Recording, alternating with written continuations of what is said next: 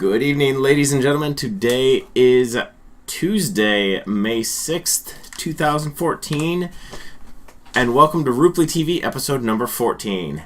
Hey everybody.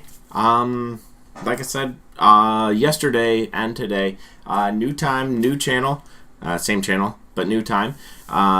Monday nights and Tuesday nights at 10 p.m. Pacific time. Still be up on YouTube just as usual, but I'm changing to this time so hopefully more people can see them. More people can actually interact and watch during their free time. Sundays and Saturdays are not really good for anybody in general. Just Saturday, Sunday afternoon, evening is generally a time to spend time with family and friends and things like that. So I'm moving it to Sunday, Monday and Tuesday, and then I'm going to try out Sundays as just like a fun day where we come up with new topics and then try out these topics. You send me videos of it, and then I will go ahead and post them. So we won't do it this week, but we will do it next week. I'll go ahead and reveal the details about that later. I seem to doesn't cross my mind as far as what I wanted to do. Oh yes, I wanted to have you guys play a support hero in the middle lane. So take any hero that's normally deemed as a hard support role, play them in the middle lane, and play them as you would a mid hero. Play them with the bottle, getting the runes, ganking, teleporting, but most importantly getting farm. And you would be surprised at what you can do with a support with farm. So go ahead, play a support hero in the middle. I want to see your Crystal Maidens. I want to see your Bane Elementals. I want to see your Visages. Whatever you really like to play as a support, play it middle. Even if it's like your Witch Doctor support or, whatever support you like to play as. Go ahead and play mid. Send videos to me, RoopleeTV@gmail.com, and then I will go ahead and cast you guys. I'll go ahead and, comment on your guys' play, how awesome it is, and all of the fun, cool things from within. So, RoopleeTV@gmail.com for those replays. Send them to me, and yeah, have fun. Cool thing. All right, we're going to hop right into this game because this is actually a pretty long one. It is a Fnatic versus Navi game from the D2CL, the Dota 2 Champions League. It's, I forget who actually runs it, but you can go ahead and buy their ticket on Dota TV. If you're interested in that, I think it might be Join Dota. I'm pretty sure it is Join Dota. So that's where it's being run, I believe. And go ahead and check it out. But we're going to hop right into this game. We're actually going to even hop right past the picks because this is a pretty long game and I want to be able to cover as much as I can of this game during the time. So, no spoilers, but it's a fairly long game. So, I will go ahead and talk while I get to the right place. No spoilers because spoilers are not fun. I'm going to even skip the picks of this game. The match ID was up pre-game. I will have it in the YouTube comments as well, so you guys can check out what game it is and all of that good stuff. So I am just going right through, and then I'm almost there, guys. Just a little bit more, couple more, and bam. Okay, cool. Hopping into the game. So, just a little quick rundown on who we've got. We've got No-Tail playing the Shadow Demon. Hani is going to be playing the Wind Ranger. We have Fly playing a support, Wraith King, which has been growing in popularity as of late, as I have talked about a little bit. Fnatic Era is going to be playing the carry role as Mirana down bottom, and Trixie is actually going to be playing the solo lane up top. And then on the side of Navi, we have Hvost playing the farming Faceless Void. Puppy will be down with him down bottom as a support. Kuroki will be the other support. Now you'll see that Puppy and Kuroki will have a lot of freedom as far as where they move throughout the map. They'll be able to move all the way from bottom to mid and around and back and maybe up top, all sorts of places. But generally it's going to be a defensive tri-lane against the aggressive Man, Bear, Pig, Fly, Era, and No Tail will be playing down south in the bottom lane. So we will see some try-on-try action. I'll go ahead and kick off the game. Yeah, left this open. But like I said, it's a fairly long game, so cool. Alright, make sure I have the right speed going. That's 1, that's 2, that's 1. Okay, 1 time speed.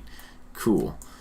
Alright, so since this is going to be a defensive tri-lane for sure, Navi goes ahead and they walk through their own jungle just to maintain jungle dominance so that they don't get warded and lose their poles, because both Rubik and Dazzle are fairly level dependent supports, and they need to make sure that they keep these and secure these. So the main reason is to secure these jungle camps, like this one, and this one. This small one right here, as well as this mid camp and this large camp, will be really important for Kuroki and for Puppey to get their experience and get their levels. While in the meantime, Fnatic does something similar. They just scout for the... They actually assume that there's going to be an aggressive tri-lane from Navi. They assume that they're going to have maybe like Tusk and Dazzle and Rubik up top and Solo Faceless Void bottom, or something like that. Maybe even like Faceless Void. But they expect an aggressive lane. So they even put this ward and say, hey Trixie, we're just going to sacrifice your lane. Do what you can, but hop around as you see fit. So that's general Fnatic plan, but they don't see the aggressiveness going on. So, and they want to tri-lane. Like, they have 3 massive disables. They have the Shadow Demon setup into the Wraith King stun and the Mirana arrow. They can pretty much kill somebody from full health to dead before they can move. So that's the goal right there. One thing that is really smart from Kuroki is that he's securing Tinker, his safe farm, in the early game. Now Fly is trying to do that as the Wraith King, but he's not really able to do as much as Kuroki. Kuroki with his range attacks is going to just help Tinker get a few extra last hits and basically start off this game with a good start. So he does that, and he actually sees that there's an observer ward right here. They saw that planted, so he's going to go ahead and take that down. Meanwhile, down bottom, just rewind it just a little bit. So what we had here is just 2 of the heroes in this combo almost killed Hvost. So he does end up salving up after that. But that's just the power of 2 people in the tri-lane. Now, if they get all 3 of their spells off, it's an instant kill, no matter what happens on Navi's side. Faceless Void does not have that much presence early on. Dazzle isn't that explosive as far as damage-wise goes, especially with Poison Touch. This Poison Touch is actually a defensive spell in this circumstance because of the slow. You want to be able to slow them down as much as possible so that Hvost does not die. Now, the heal would be nice, but it's only an 80 damage heal, so it's not that much. There is the disruption into the arrow, into the stun. He does end up getting level 2. Puppey does get level 2 for that heal, so that does help keep him alive a little bit. But most of this action is going to be down south.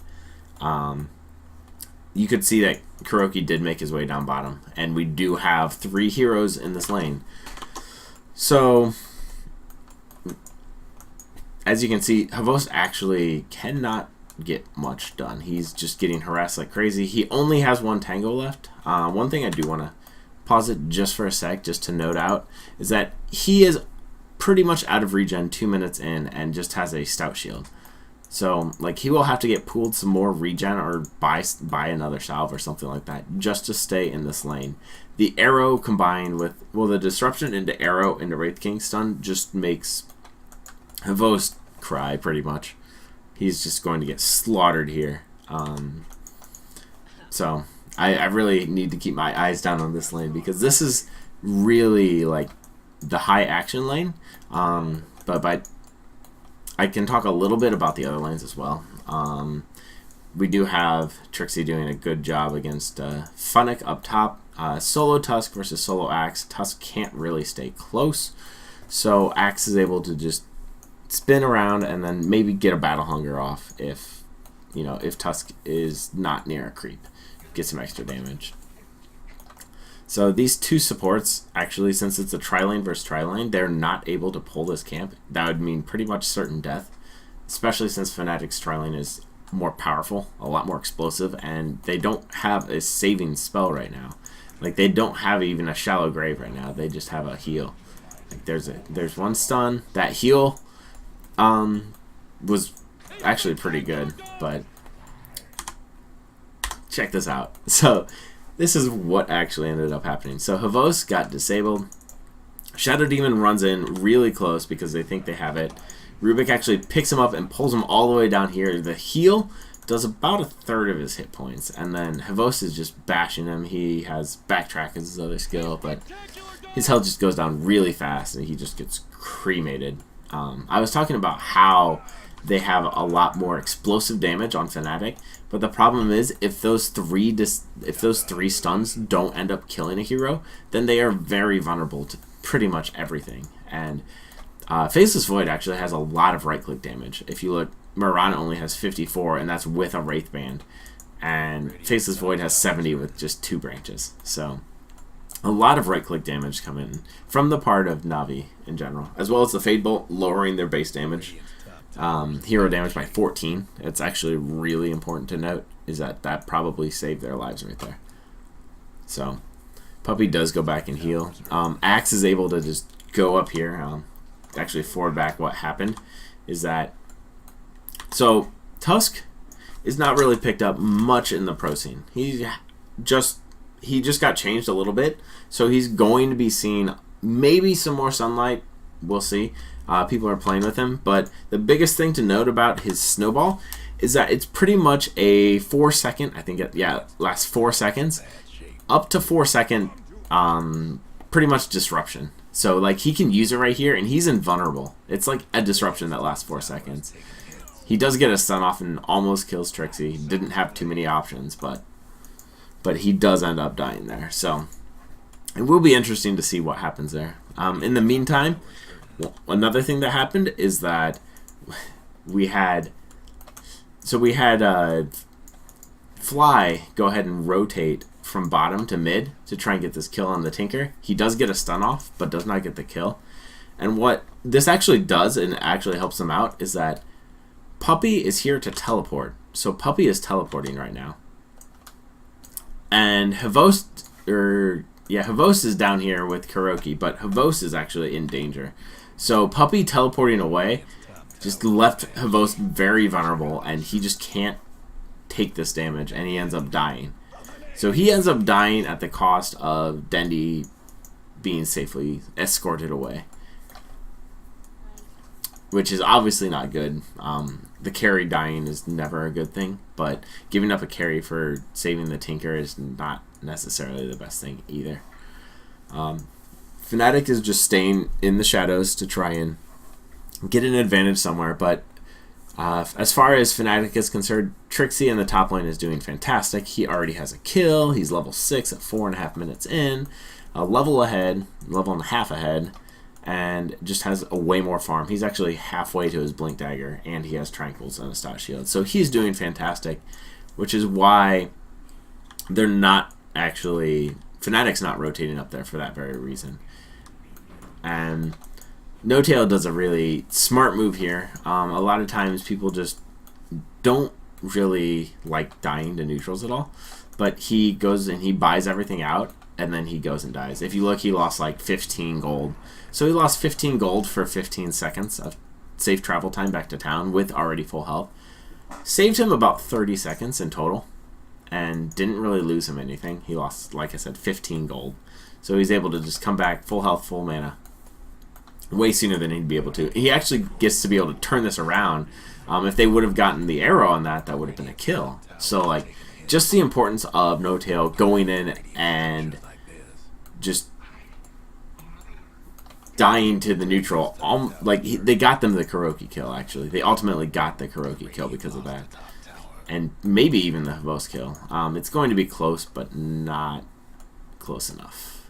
So, they do not get the tower. But Trixie does... the Faceless Void, sorry. Trixie gets the tower down up at top. And he actually almost has enough for Blink at 6 minutes into the game. So, the cool thing about running Axe in this safe lane the way that they're running him is that he can farm this jungle too. So he gets to farm the jungle and he gets to farm the lane. Like he can use his spins, his counter helix to push out the lane, and then he can use it to get jungle creeps so that he can get like essentially double the experience in gold that you'd normally be able to get. That is why he's level 8 at 6 minutes in and has enough for a blink dagger, pretty much.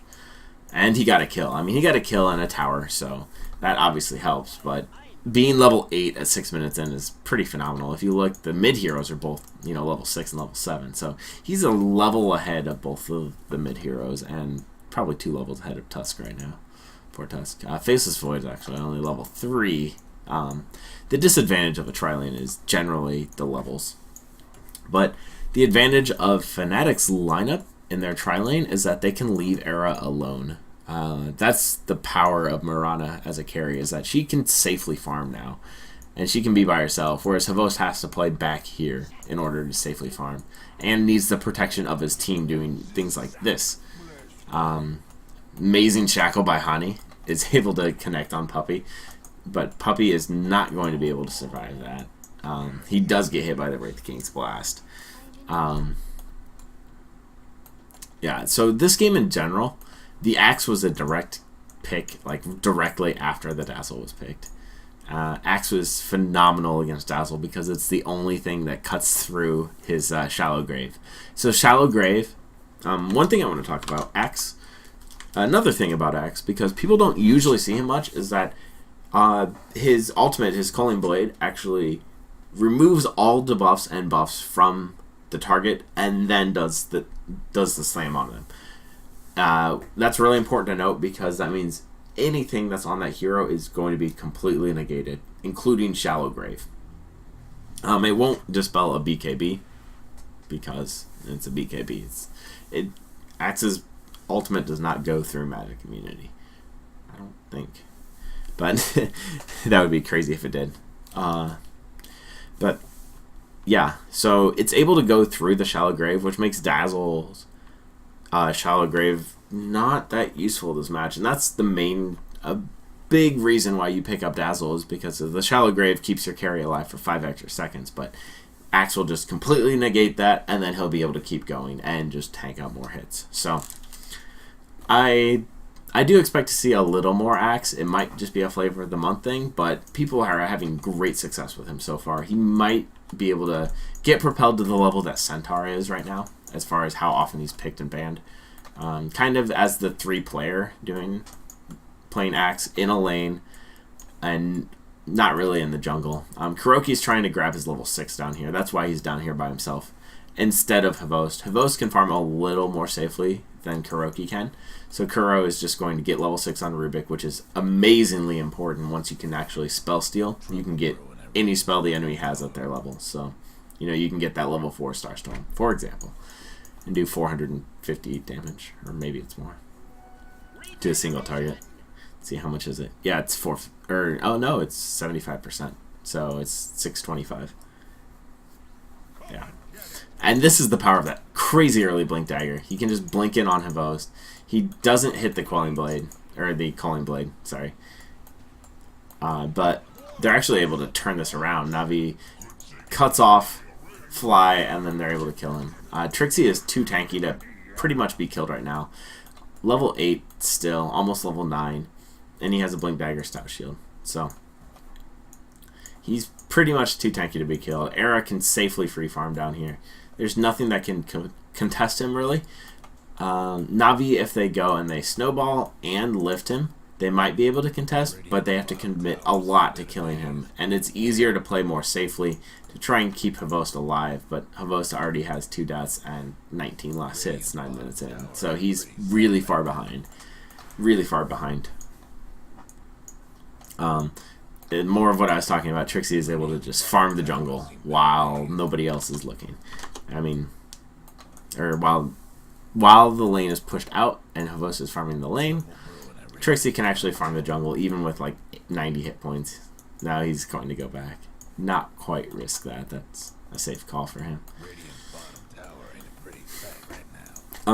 You can see that we actually have 2 supports here while Dendi probably stacking the Ancients. No, he just finished doing the Ancients. So Dendi is trying to get his Boots of Travel, which he does get sub 10 minutes, which is okay.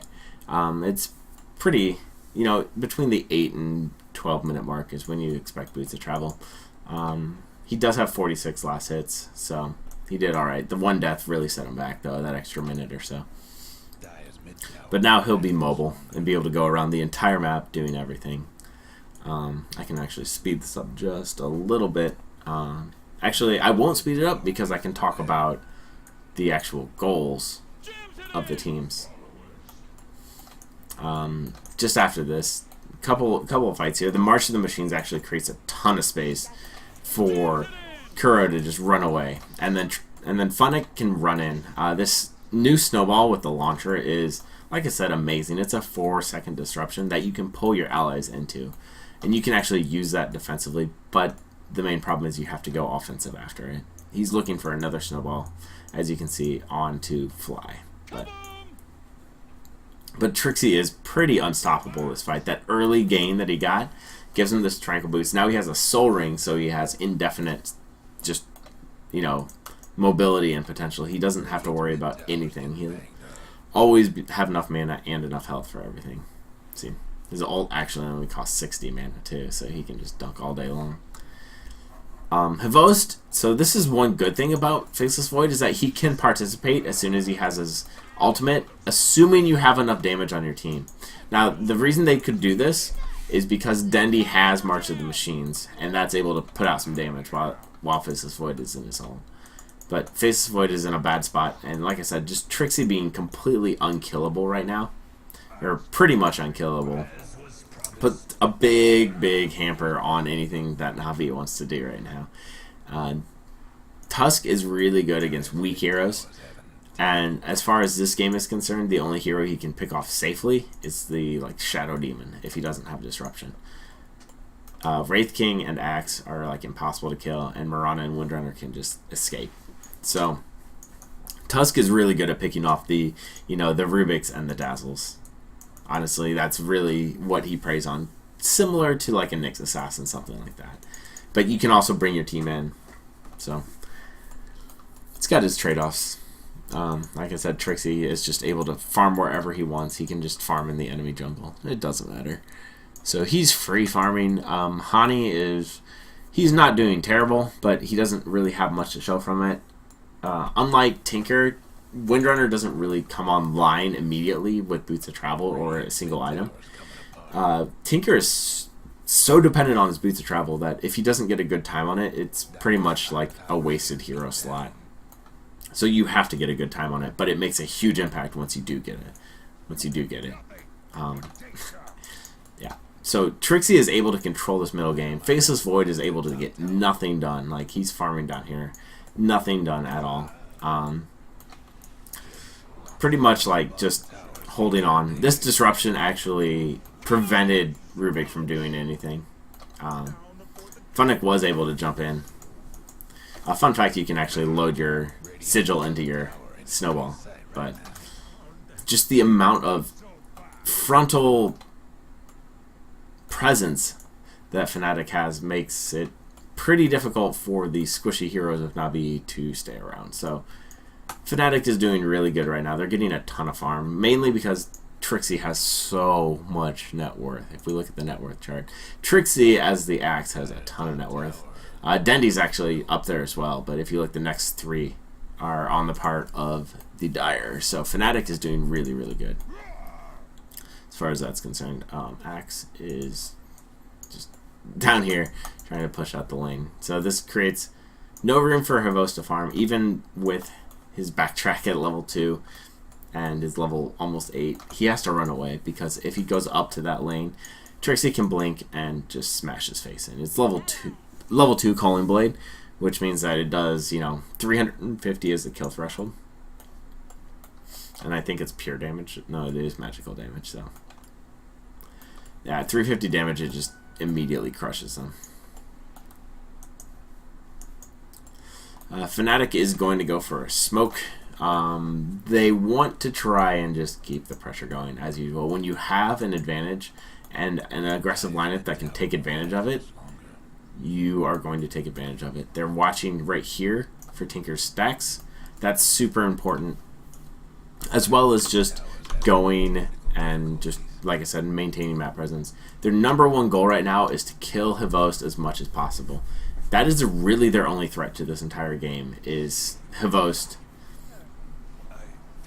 Because if you look at the rest of Navi's team, they don't have too much late game. Dendi on the Tinker actually has an amazingly good amount of late game. But Faceless Void is one of the best heroes at, you know, when fully decked out. So they just have to make sure that he gets shut down.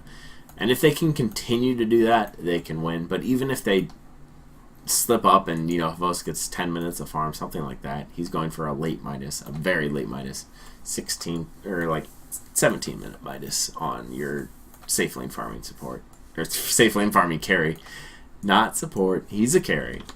So he's going on that. Yeah, that's about that.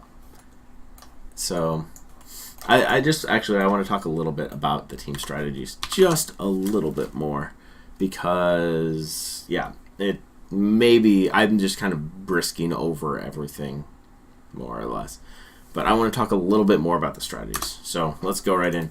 So we've got Fnatic, who has an extremely aggressive lineup. They have essentially 3 cores. They have the Axe, the Mirana, and the Wind Ranger, who all want to get a lot of farm. They're all really good at scaling with farm. Wind Ranger, they upgraded her Egg Scepter ult to make her Focus Fire not have a damage reduction. So, or if you like, it's 30-15-0 damage reduction, and any proc effects have 100% capability. So that means your Maelstroms will proc like crazy. That means your Basher, if you wanted to get a Basher on her, will proc 10% of the time. All sorts of good stuff. Fly, as a support Wraith King, will actually do a lot to mid-late game because of Vampiric Aura.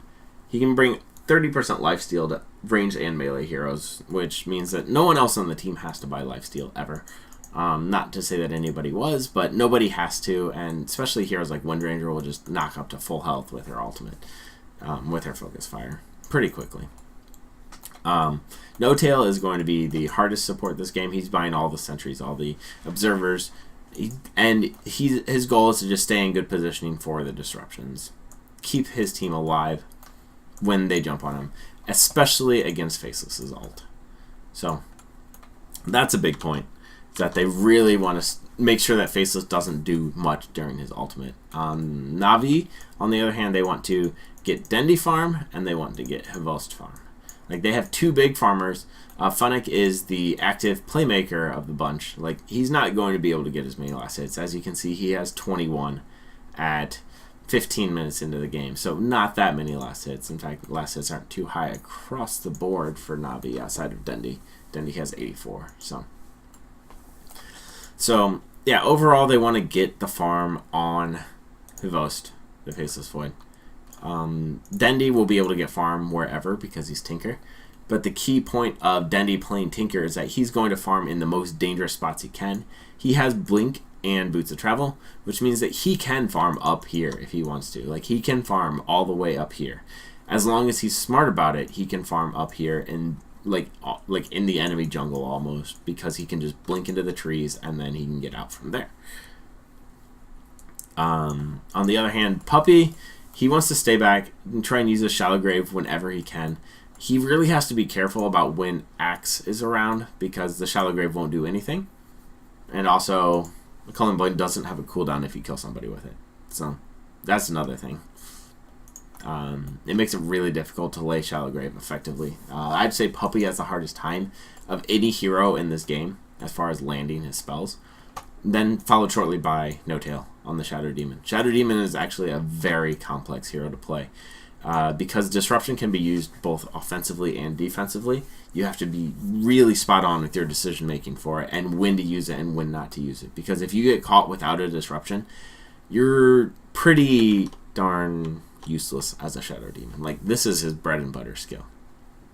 His other skills are just supplementary. I mean, Demonic Purge does go through BKB, and it will slow down a melee carry like a Faceless Void, so that is good. But in general, it's just not going to happen very well if No-Tail gets caught off guard. So he has to be really careful about his positioning as well, especially since he has little levels. He's level 6 and has no items whatsoever. So luckily they have heroes to take the front. But anyway, back into the game. So just a little lowdown on what everybody does, and then of course Rubik will just stay back and try and steal whatever spells he can while using telekinesis mostly defensively whenever Axe or whenever Wraith King jumps on one of his allies. That's pretty much his goal, since they have a bunch of initiation on Fnatic. Era is just going to be able to keep farming. He will be able to contribute to most of the fights. And you'll actually see a lot of Miranas will skip Moonlight Shadow at level 12, and they'll actually fill out their leap before they get Moonlight Shadow, because the only difference is the cooldown drops 20 seconds and the fade time drops by half a second. So some people will skip it, some people do get it, but in general I think it's favored to skip the level 2 of the Moonlight Shadow. You should always get level 1 at level 6, because 75 mana for, you know, an AoE Ricky feeling is pretty good. The AoE invis on your entire team is phenomenal and can save lives once you hit level 6. So, yeah. Right now, Fnatic has a lead. I'm going to speed this up just a little bit. So we see Havos does jump in, but he's extremely underfarmed. He relies on his teammates to try and get kills, but Dendi gets slam dunked. The Mirana ult just plays a really good role here of just getting away. They're going to just back up. They got their kill. They got their buyback. Granted, you know, Wind Ranger is dead, but they're going to back up and just try to defend this tower, while Navi is going to make the most of their buyback on Dendi and try and push this tower. Maybe get a kill or two.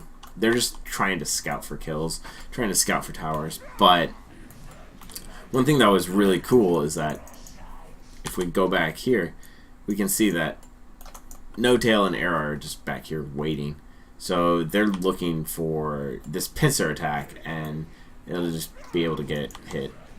So one thing I want to point out is that Kuroki took this hit for Fnatic. Like, he stood in front of the disruption to take that hit so that Fnatic could go and he could kill No-Tail. Very smart play by Kuroki. Like, split-second decision-making to be able to stand in front of that. He will die for that, I'm pretty sure. He should, at least. No, he actually does not. He safely runs away, but Fnatic was able to get, you know, he's able to kill No-Tail because of that, and then possibly get this kill on Trixie. I was just trying to catch up with Trixie, but may not be able to. Regen. Very fortunate regenerating for Trixie. So, Fnatic, since they did force a buyback on Dendi, and Rubik has to go heal, and Puppey is back at base, they are able to take the enemy jungle, possibly push us out just a little bit. Since the creep wave is all the way up here, Trixie can get more farm. So Trixie did get a Vanguard. One thing I want to note is that Vanguard is usually considered an early game item if you're behind. But in this case, Axe is taking a lot of damage, and he wants to maintain his presence. Saving up for a bigger item will make him go into a bit of a slump in the early midish game, or in the mid game, and he won't be able to get that item early. If he was to go for like a, you know, a Shiva's next or something like that, it obviously would be good to have that, but the Vanguard is really essential for just, you know, that on top of the armor that's granted by Berserker Call means that he can tank everything and he can just not die. So that's why he got that, is because they want to maintain this presence. They can't give an inch to the Faceless Void.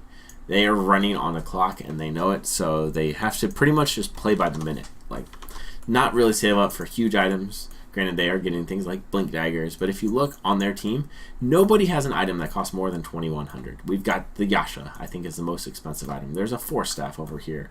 You know, we have no big items. We've got the Blink Dagger, the Vanguard.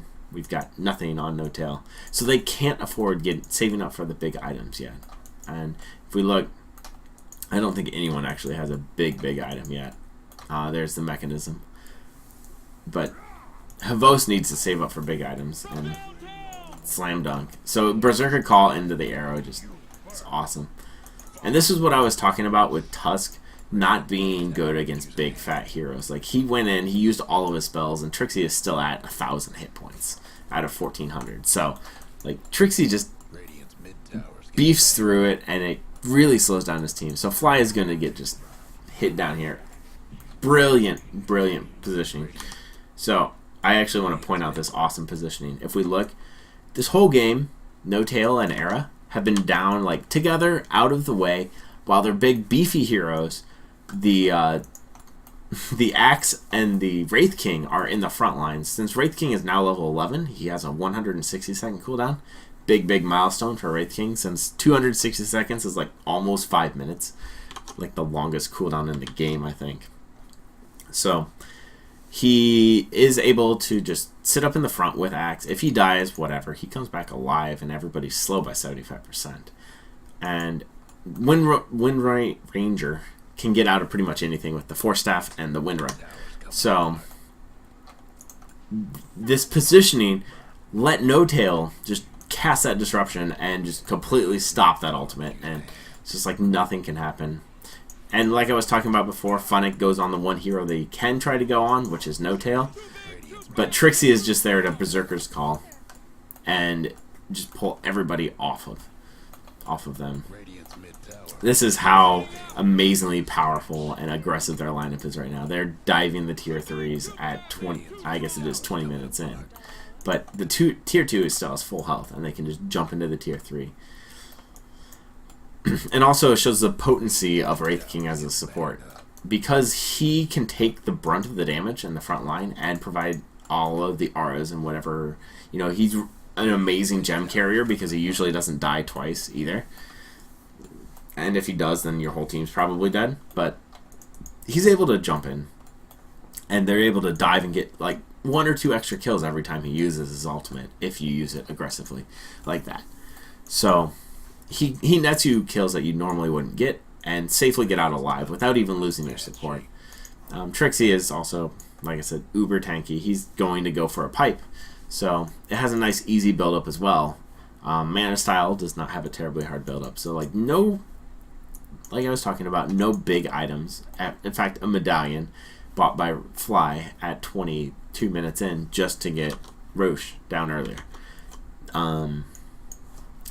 Since they can't push too much right now, I mean, they might be able to try to push the tier 2, but they just dove the tier 3 down here and pushed Navi way out. If you look, Navi has to stay close. They're smoking up to try and just, you know, counter this, but they're not going to be able to. They don't have vision of it, so they don't know for sure if that's going on, and they're just using Dendi as bait right now. And they're like, oh, you know, they want to jump on Dendi, and then we'll go ahead and counter gank and then kill. But they see Hani actually breaks the smoke.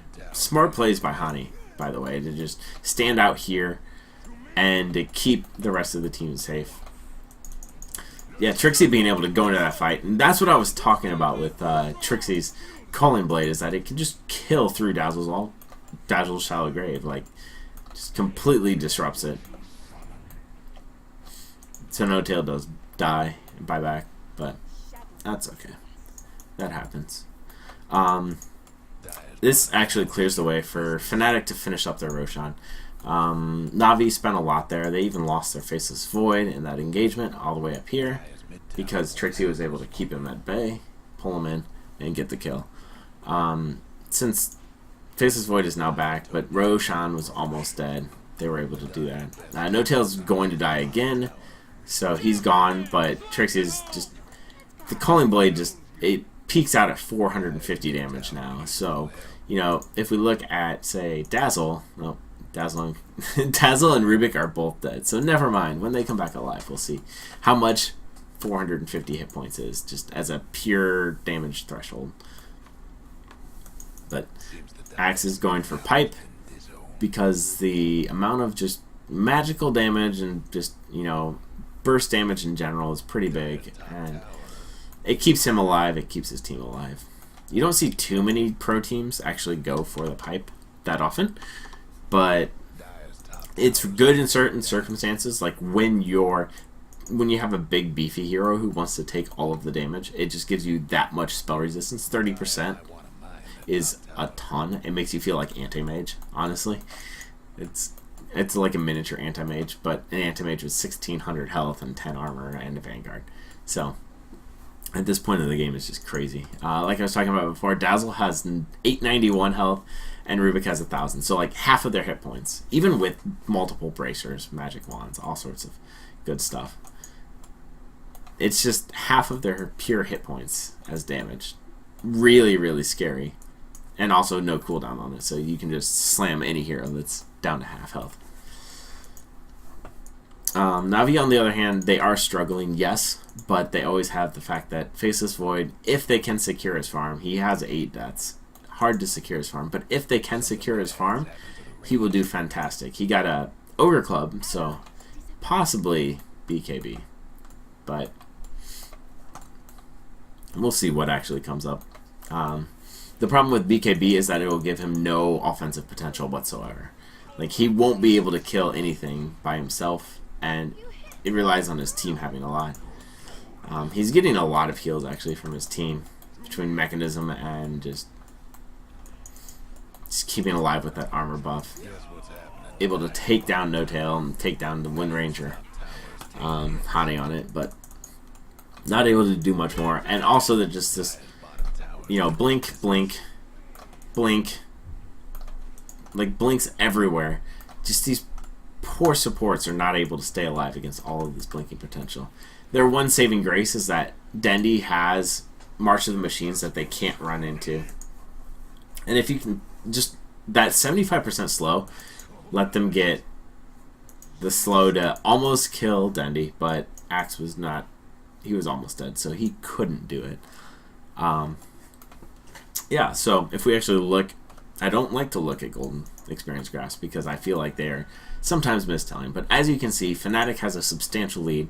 They have complete and utter map control. They have like the high ground ward. If you can safely lay this ward and make use out of it, you have the map safe. Look, Havost is seen wherever he goes. This is also another good ward spot because it tracks usually the carries movement into the jungle. See, if we look at this ward, its vision is enough to see farming there, farming going into here, and any form of movements here or here.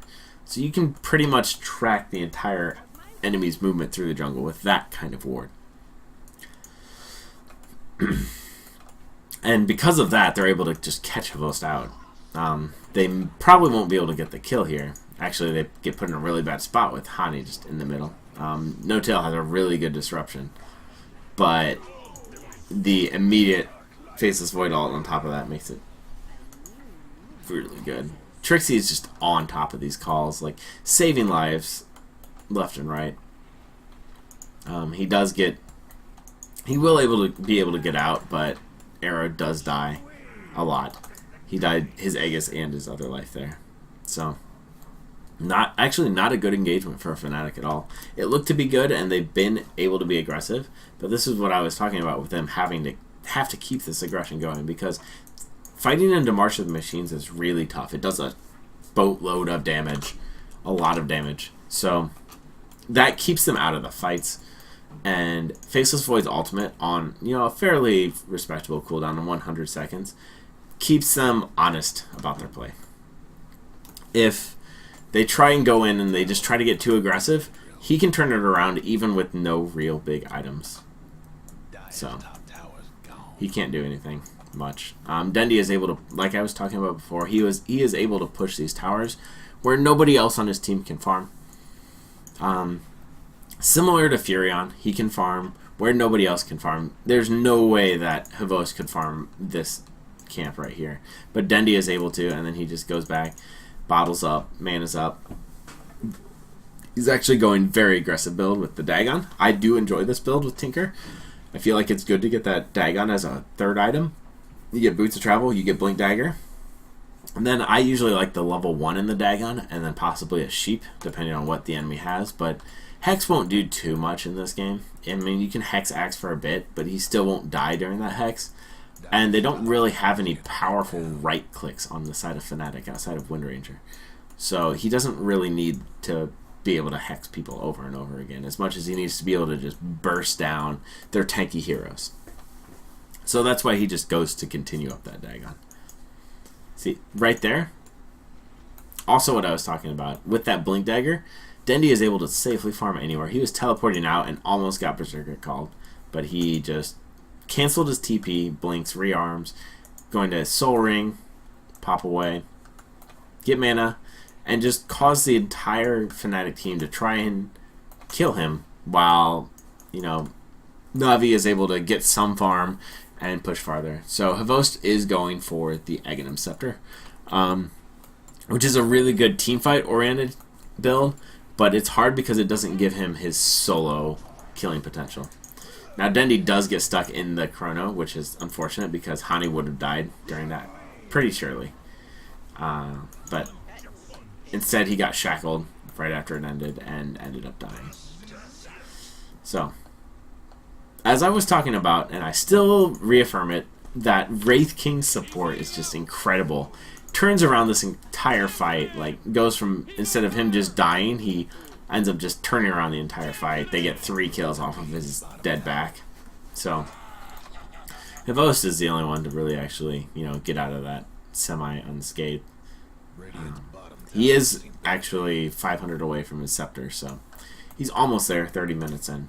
And once he can get Scepter up and then another item, if he can get Scepter and then another item for damage, which might be hard because he needs to still be able to stay alive with 9 deaths. So if he can get a damage item, I would say that Navi is bound and destined to win this game. So there's that. No Tail is just trying to come up with this team, trying to get to where his team is at. Massive exit TPs because all of Navi is up and they know that this Chronosphere is coming off cooldown real soon. They got caught in the Chronosphere last time. While the Chronosphere itself didn't net a lot of kills, they were able to get a lot of kills after that. So, yeah. Like I said, this game is long, so we're just going to speed this up. There's a bit of a dull in here. As you can see, people are just generally farming, moving with the team. Right here, next team fight. So, Fnatic jumps in immediately, gets a stun, and this is what I was talking about by Tusk having essentially a disruption, is that Tusk goes into the snowball not because he wants to go snowballing, but because Rubik was stunned by the Wraith King and he was going to die. And all he does is just sucks him up for 4 seconds, and Kuroki is actually able to get out alive. So, like I said, it's just a very different disruption, but still disruption in that you can actually pull multiple heroes in, so it makes it even more unique, but I can see a lot of teams will be using it that way. It's a very versatile skill now, and it increases the move speed by a lot, but just the in-your-face fighting by Fnatic is just going to cripple Navi, and their one thing that's saving them right now is March of the Machines. Honestly, this is creating them enough room so that Hvost can, you know, at least maybe farm. Maybe farm. He does have his Scepter completed, so I did skip over that. Waiting for Roshan. He's actually going to be up in like 30 or 5 seconds. There he goes. So he's up, stacking the Ancients. Like I always say, get more experience, get more wins. So he does get that stack, and they've got a 4-stack. Axe can clear that out immensely fast. No problem there. And Fnatic is just looking to secure the Roshan. They're scouting it out here and there. Should probably throw a Shadow Poison in. They just scouted it, though. It wasn't there. So Windranger with her Scepter is able to do massive damage to big targets like Roshan and towers and bases. So I love the pickup of the Ags. It really gives her a lot of damage, and just on top of that, lifesteal, just crazy good. And Hani ends up picking up the Aegis. A lot of times there's contention. Well, I want to put it this way. Sometimes it's hard to figure out who should pick up an Aegis and who doesn't. In your general low mid-level pub game, you will see that the person who picks up the Aegis is the carry. And that's generally a safe bet. But as you go higher up in the levels, you'll see that the Aegis gets picked up more and more by the high impact, the heroes who jump in, or the heroes who do the most damage. Because you don't... certain heroes, think about it this way. What would getting an Aegis on Tidehunter do? So Tidehunter jumps in, he uses his ultimate, uses his Anchor Smash, uses his Gush. What else can he contribute for the rest of the fight? Just more Anchor Smashes and maybe another Gush or two. If he dies and comes back, nothing advantage, right? So long cooldown heroes, not usually much. But if you have a glass cannon hero, a hero who does a lot of damage and not very tanky, and you have a tanky lineup, then go for it. You'll see Navi a lot of the time, they'll actually stick Dendi with the Aegis on a lot of heroes, Shadow Fiend and Invoker in particular.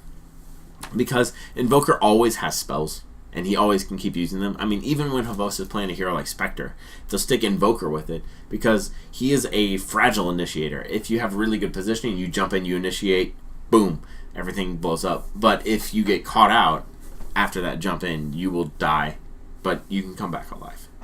So, whereas, certain other carries that Havos plays either don't die much, a la Spectre, Lifestealer, that kind of thing, or they're safer ones that, can stay out of the danger. Like Mirana generally doesn't need the Aegis as much as other carries do because of the escape. So that's why they give it to Windranger over Mirana. They gave the other one to Mirana because Windranger didn't have any damage, but now she has damage, so she's good to go. Alrighty, cool. So, like I said, this game is really long. I'm already running fairly late. Going to speed this up. Nothing too exciting. Just Havos getting caught out again. He's able to barely get out, so he does get out.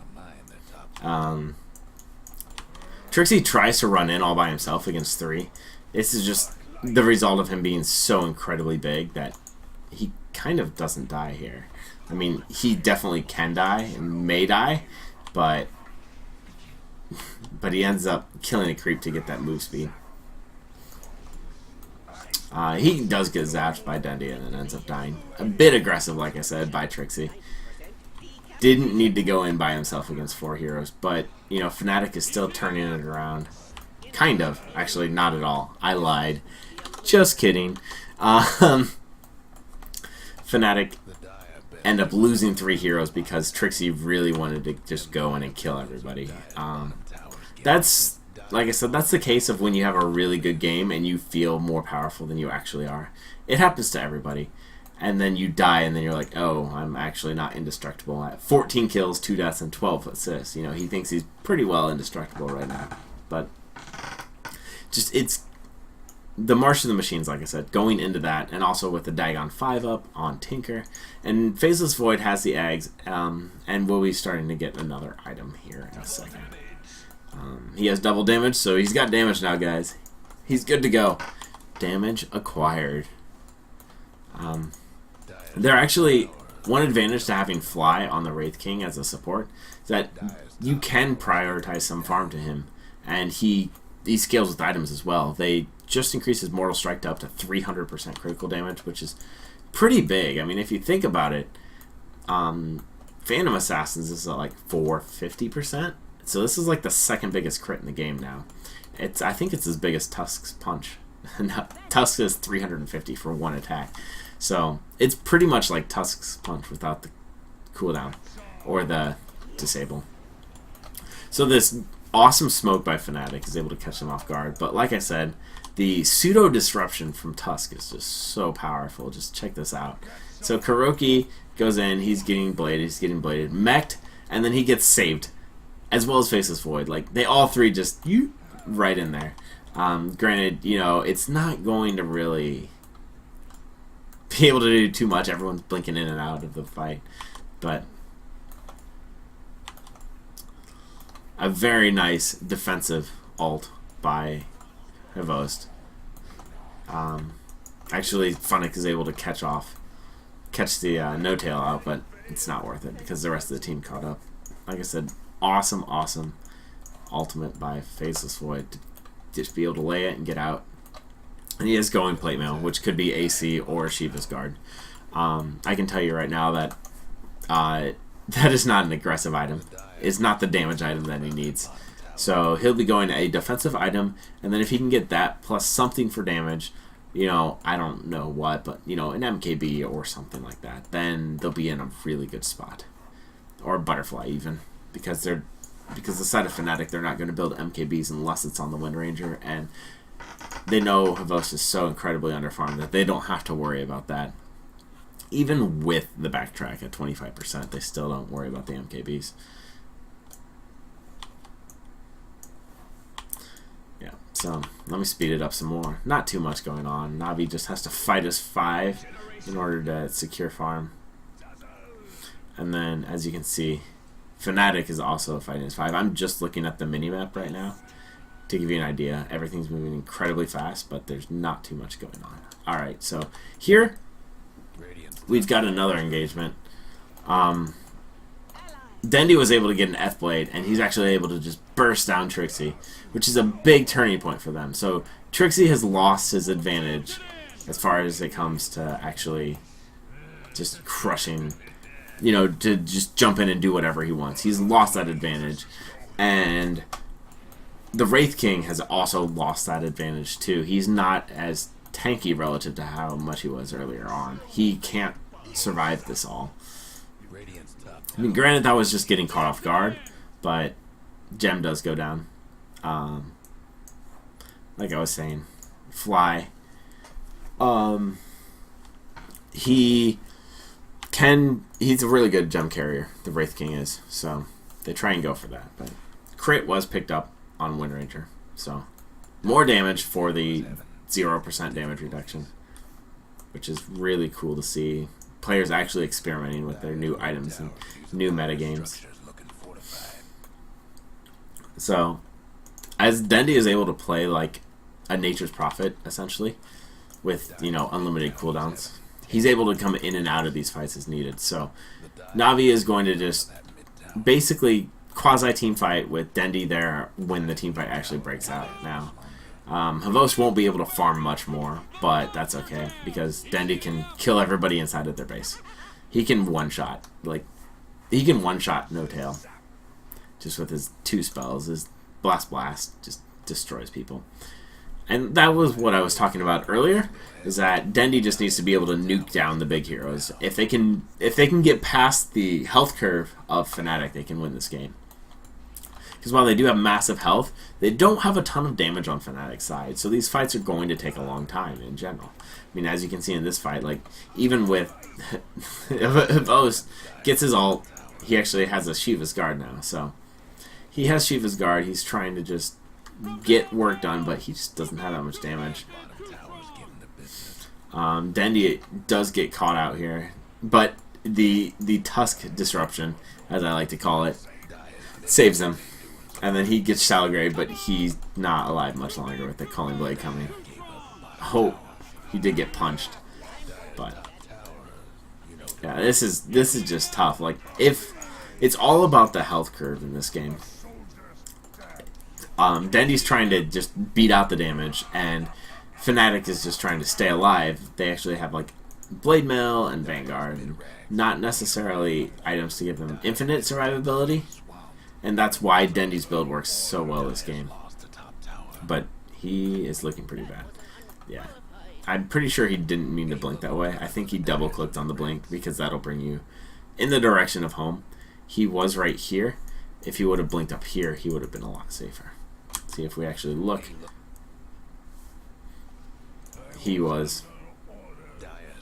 Actually, we're going to go into player perspective. Right here. So, player perspective, we've got... Yeah, see, he actually looked up here. If you look, we'll do it one more time, a little bit slower. So he goes, he's walking down here, he's looking up here, and he's trying to get that blink. See, he just double tapped it, and that cost him his life, honestly. So that is just unfortunate. But anyway, back into the game. Cool. So my mouse messed up, but that's okay. Oh, it's back. So because Navi tried to go in and they lost Dendi, I think they might have lost him twice there. Yeah, they did. They lost him twice there. And then Hvost is not terribly farmed yet. He still needs one more item. He has 3,900 gold, so if he can save to not buy back for some time, he can pick up one more item, and then he will be able to out DPS. Probably, I don't know what, maybe a butterfly. We'll see. No-Tail with his awesome positioning, always outside of the team at any time, always expecting that Hvost will ultimate. By being able to do that, he's able to save the lives during the ultimate. Man, that Tusk Snowball is so powerful. It's incredibly good. Wow. Might have to try that out.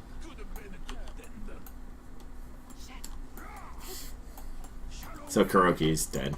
And then we're going to just see a big push coming. Probably the mid-racks down. Honestly, it's looking pretty good. So they get 1 racks and then they get that tier 3 tower. But they're going to back up. And probably do Roshan because they got an advantage. Do advantage, take Rosh. No, they're not taking it yet because all of Navi is alive, and if they get jumped while Faceless Void has his ultimate, then it's good game. Good game, Fnatic loses. That's how important that ultimate would be in that fight. Get one good ultimate off, and the entire thing's just completely gone. So, no dice yet. They want to take an advantage and then take their Roshan and then take the game. Navi, in the meantime, like I said, Hvost, if he can get his one more item, he'll be in a good spot. He does get a Mithril Hammer, probably going for the BKB. Another defensive item, which is unfortunate to him, that he has to keep on getting defensive items to stay relevant. But he has been able to get a lot of kills, so there's a plus. He's still able to contribute. Don't get me wrong, he's not that he isn't contributing. Yeah, okay, so he is getting Mjolnir eventually. And once he gets the Mjolnir, then, you know, Navi stands a good chance of winning this game because they're able to have AoE damage and a lot of attack speed for Hvost right clicks. And it'll also couple with his stun, his time lock. 70 bonus damage up to 140 inside of his ultimate is pretty substantial. So he does dodge that arrow. He barely dodges that arrow. But as I was saying before, if Hvost went BKB, he would have no damage whatsoever and just basically be a walking chronosphere.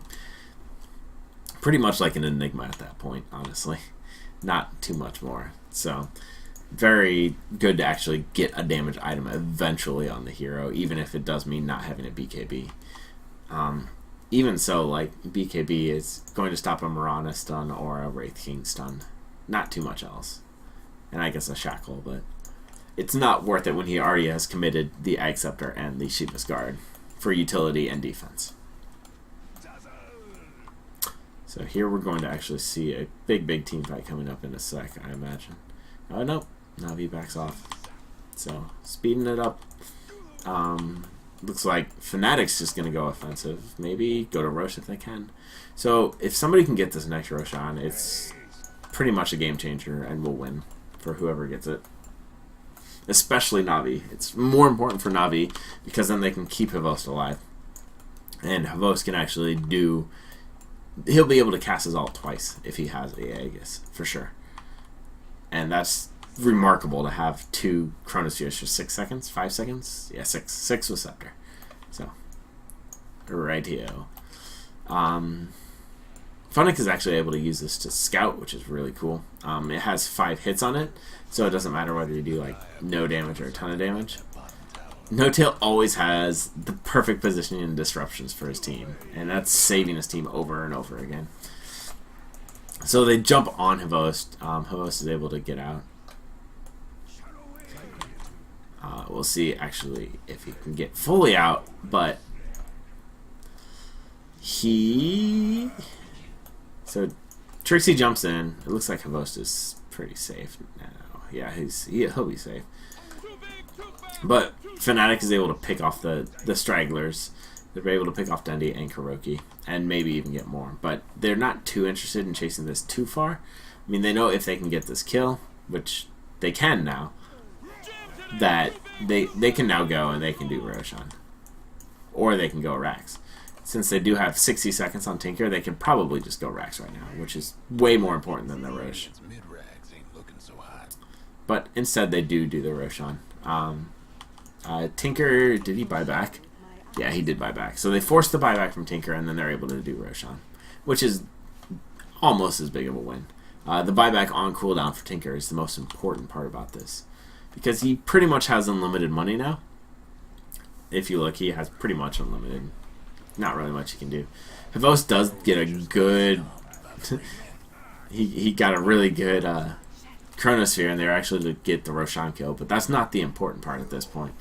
The experience and gold from Rosh is like nothing. They really need that Aegis and Cheese, which were both recovered by Fnatic. So, Honey didn't like it.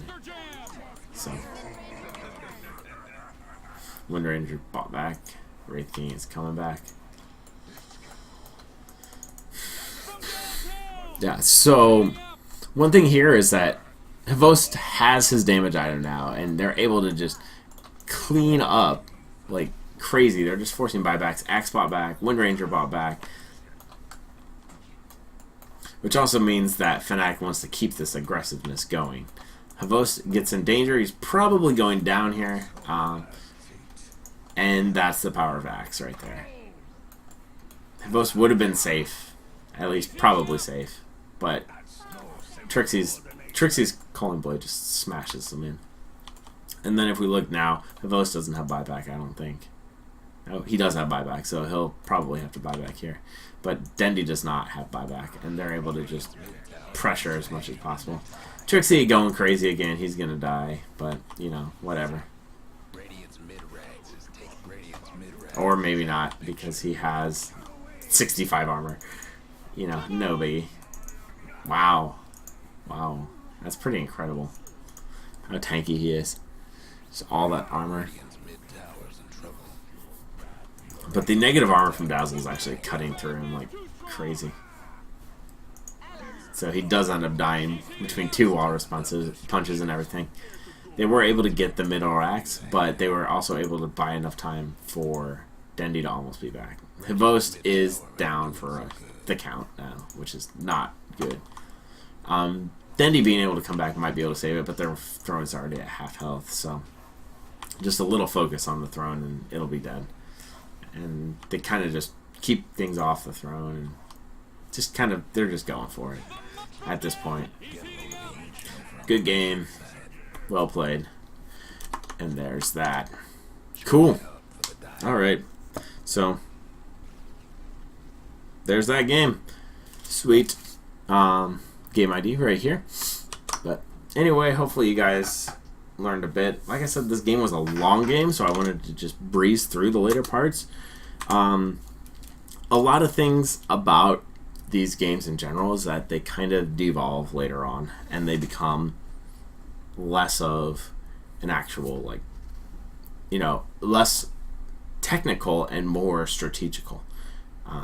I guess maybe the other way around. Yeah, well, it's team strategy as opposed to individual strategy. So you can talk about it more individually as two clumps instead of just these heroes everywhere. Which is why the beginning of the game usually takes a lot longer, and there's a lot more going on in the beginning of the game. But once the game starts breaking down like that, it's a lot easier to follow. So I went through that a little more quickly to try and keep the episodes, you know, within the hour range, and I like to do it because I like to, you know, go to bed eventually. It does get pretty late around here. But anywho, yeah, that's that game. Hopefully it brought you a little insight. Tusk is powerful. Things to take away from this game. Tusk is powerful. I expect to see him a lot in that offlane role. Probably I could see Cloud9 picking him up. Bone 7 might end up playing that. Basically, here players who are good with Clockwork will be good with Tusk, I feel like. In that kind of role, he'll be playing the offlane or the mid role, more or less. So anybody who's played a lot of Clockwork may potentially pick up Tusk, and I think with that snowball change, it gives them a ton of utility and team protection that you wouldn't normally get from, you know, an offlane hero like that. I mean, he has, like I said, a full team disruption or level 1 ganks. I don't know if you saw, but immediately after 6.81 came out, there was a level 1 gank from some team. I forget who it was. I don't remember who. Maybe it was Power Rangers or somebody. I forget. But they just put all 5 of their people in a snowball, had a hasted snowball running out of Dazzle, and just blew him up before he had a chance to react. It's just like, well, that's that. Down goes the dynamite. Anywho, yeah, so things to take away from this game. Tusk is good. I expect to see more of him. He probably won't be an all-the-time pickup, but like I said, he may become pretty well picked up with that new snowball change. He might see a lot of limelight for a bit until people figure out how to lane against him, because he doesn't have a real good escape. He's not quite as tanky as Centaur either, but he might replace Centaur as far as the off-lane role, because Centaur's mana cost is more. And yeah, that's how I feel about this game, is that Tusk is super good. What else can I say about this game? Axe is good against Dazzle, but I don't think he will be seen as much. That's just a prediction by me. We'll see what goes on, but the amount of options that teams have nowadays are just insane. You have supports that have, like, supports that used to be carries, like the Wraith King. So you have, like, the Wraith King, who's a support, or can support. And then you have heroes that, are supports as carries, like Dazzle. I've seen Dazzle as a carry before, but just because of the difference in gold and experience gained for killing heroes and the amount of passive gold makes it so that supports get farm, carries get farm. In general, relatively speaking, carries get less farm compared to the supports that they used to, and that's just because the supports are getting more. So everyone gets more farm, and that leaves the doors actually way open as far as what heroes can play what roles.